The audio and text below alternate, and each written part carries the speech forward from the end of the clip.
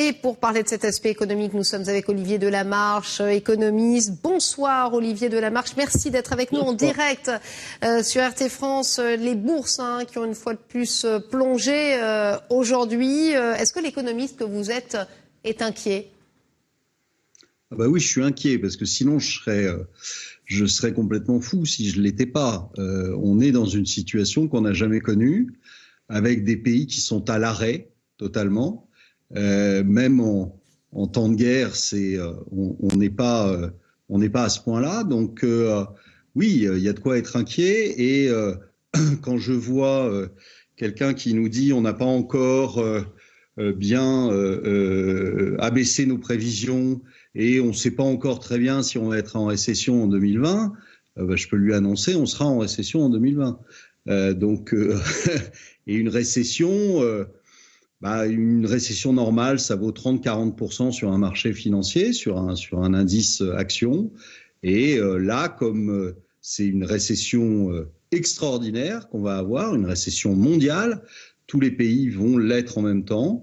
Vous pouvez tabler sur quelque chose qui sera plutôt compris autour de 60%. Voilà, donc le chemin est en partie fait, mais n'est pas fini. Et puis, on a vu ce qu'on attendait, dans des émissions précédentes, je vous l'avais dit, on a les banques centrales qui utilisent le seul moyen qu'elles aient aujourd'hui, qui est le quantitative easing. Donc, elles vont déverser des centaines de milliards sur nos têtes. Et exactement comme en 2008-2009, eh bien, qu'est-ce qui s'est passé ? Vous avez gonflé la bulle sur les actions et sur les actifs financiarisés, et vous n'avez absolument pas relancé les économies réelles. Donc on sait que ça n'a aucun impact sur l'économie réelle, on sait que ça a un impact sur les bourses, c'est d'ailleurs ce qu'ils veulent faire, ils veulent retenir les marchés.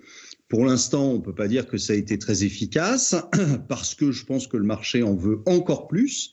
Il ne s'est pas satisfait des 800 milliards qu'a annoncé la Fed. Donc, il est en train de baisser. Là, on est plutôt à 13% de baisse. Il est en train de baisser. Pourquoi ? Parce qu'il réclame plus d'argent. Mais Olivier Delamarche, est-ce que les banques centrales ont une vraie marge de manœuvre, selon vous ?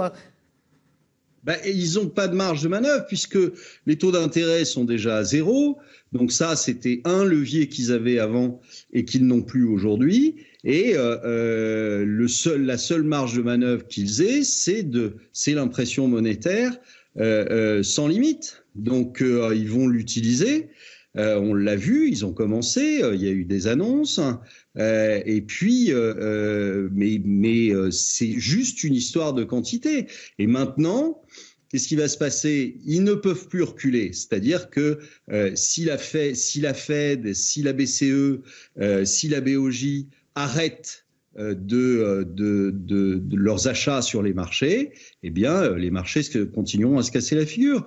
Mais je vous dis, on est encore quelques 20% de trop sur les marchés. Le Japon n'a rien à faire sur les niveaux actuels. Le Japon, il devrait être autour de 10 000, 11 000 sur le Nikkei. Pourquoi ? Parce qu'ils vont avoir une récession monstrueuse.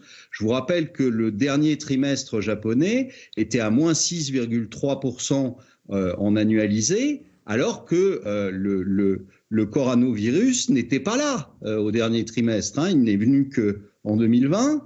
Donc, il ne faut pas s'imaginer qu'il n'y aura pas de récession au Japon.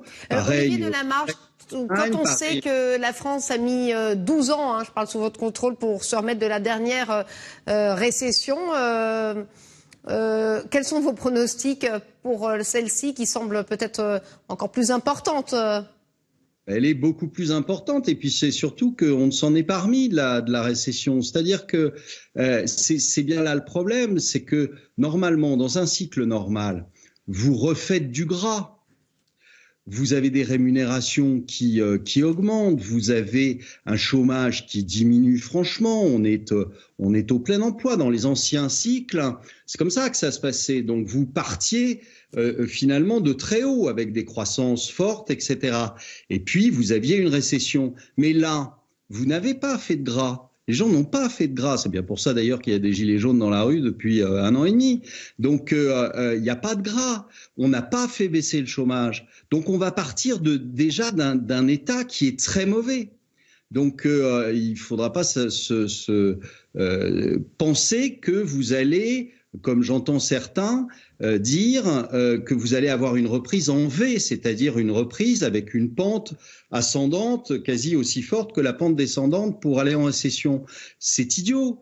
Parce que ça va faire des dégâts qui seront des dégâts irréparables. Alors, vous avez là, Olivier Delamarche, pardon de vous couper, quelles vont être les conséquences sur les citoyens français, tout simplement les économies dans les banques, l'immobilier, des choses qui intéressent un petit peu tout le monde finalement. Les banques, vous avez vu qu'en bourse, elles sont au plus mal.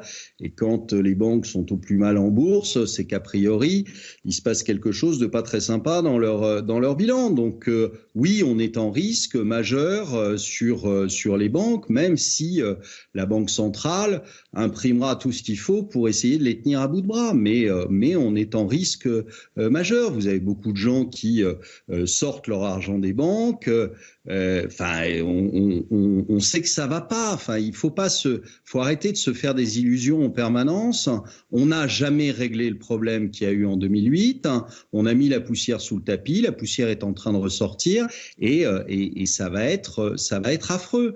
Et aujourd'hui, on a des banques centrales qui sont on va dire mono-idées, mono-actions, qui ne savent qu'une seule chose, qui ne savent faire qu'une seule chose, c'est imprimer, descendre à la cave et imprimer. Mais descendre à la cave et imprimer, ça n'a jamais réglé aucun problème. Faire de la dette pour régler un problème de dette, c'est idiot. Enfin, je pense que tout le monde peut comprendre que quand il y a un acteur qui est surendetté, pour le sortir de là, vous n'allez pas lui remettre de la dette. C'est complètement. On voit par exemple le cas de la Grèce. En Grèce, c'est ce qu'on a fait, c'est-à-dire qu'on a continué joyeusement à les endetter. Et la Grèce ne peut pas s'en sortir. Maintenant, la Grèce, elle est sous perfusion en permanence et elle ne pourra pas s'en sortir. Eh bien, quand vous avez donc une situation qui est déjà très dégradée, qui n'a pas été réglée, eh bien, vous rajoutez là-dessus un événement comme le coronavirus qui arrive là-dessus, qui d'abord déclenche les choses et ensuite les aggrave et met des pays à l'arrêt. L'Italie est à l'arrêt depuis plus d'1 mois. Nous, on va être à l'arrêt à partir de maintenant. Tous les autres pays européens, c'est la même chose. On est à l'arrêt. Je ne sais pas si vous vous rendez compte, il n'y a plus rien qui sort des chaînes de production. Donc, il ne faut pas s'imaginer que ça va bien se passer, que Monsieur Macron va compenser exactement toutes les pertes de toutes les entreprises, de tous les acteurs économiques. Enfin, c'est ridicule. On sait bien qu'il ne pourra pas. Donc arrêtons de rêver. Enfin, il nous enfume comme à chaque fois. On a l'impression de quelqu'un qui sait absolument pas où il va, qui gère au jour le jour les choses, qui demande à des experts qui en sont pas, qui change d'avis comme de chemise. Enfin, on n'est pas dirigé, il n'y a pas de pilote dans l'avion et tout le monde continue à chanter, à boire du champagne en se disant ça va bien se passer. Non, ça va pas bien se passer. Si personne ne sait piloter, on va se cracher. Merci Olivier Delamarche. Je ne sais pas si je dois vous remercier pour toutes ces mauvaises nouvelles, mais je vous remercie quand même en tout cas pour votre analyse en direct sur RT France.